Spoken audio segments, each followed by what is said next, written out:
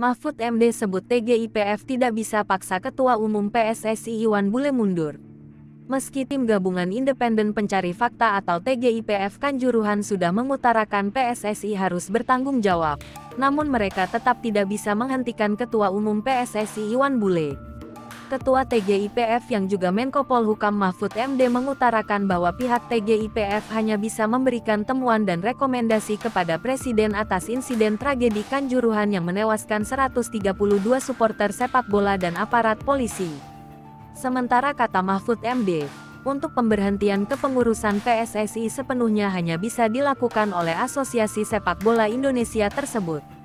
Apabila pemerintah ikut campur dalam pemecatan pengurus PSSI, maka hal itu melanggar kode etik sepak bola dunia. Maka dari itu kata Mahfud MD, keputusan dari temuan TGIPF ialah PSSI harus bertanggung jawab secara moral dan etik.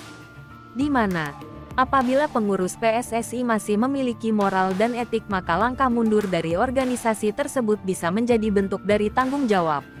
Hal itu kata Mahfud MD bisa terjadi di organisasi manapun. Diketahui dalam salah satu kode etik FIFA pemerintah dilarang ikut campur dalam kepengurusan Asosiasi Sepak Bola Indonesia. Apabila ketahuan, maka sanksi pembekuan dari FIFA terhadap sepak bola Indonesia akan terjadi. Hal itu seperti yang dialami Indonesia pada tanggal 30 Mei tahun 2015 lalu.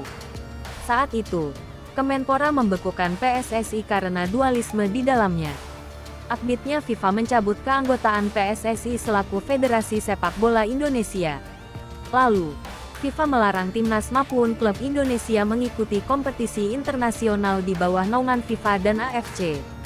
Selain itu, setiap anggota dan ofisial PSSI tidak bisa mengikuti program pengembangan, kursus, atau latihan dari FIFA dan AFC selama sanksi belum dicabut.